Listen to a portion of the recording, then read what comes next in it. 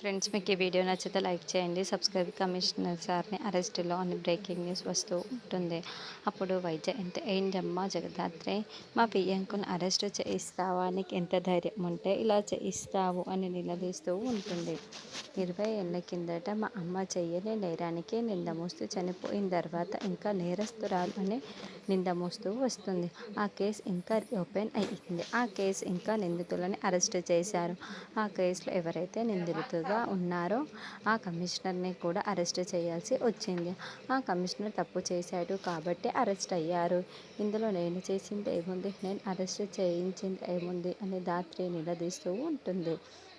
అప్పుడు వైజయంతి అక్కడ నిల్చొని ఉన్న మాధురిని ధాత్రి కళ్ళ ముందుకు లాక్క వచ్చి, చూడు బియ్యంకుల్ని అరెస్ట్ చేయించా అని చెప్పి మాధురిని ఇంటికి పంపించేశారు అని.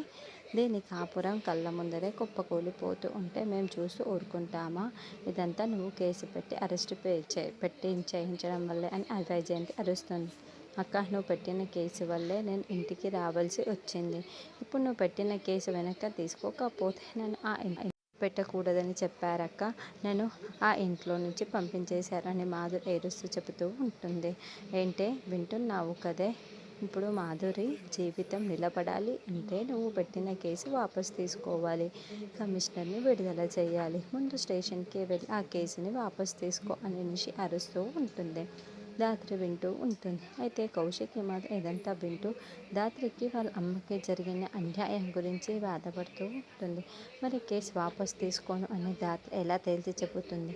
అప్పుడు ఇంట్లో నుండి వెళ్ళిపోమ్మని మళ్ళీ నిషి వైజయంతి గొడవ చేస్తారా అందే నెక్స్ట్ ఎపిసోడ్.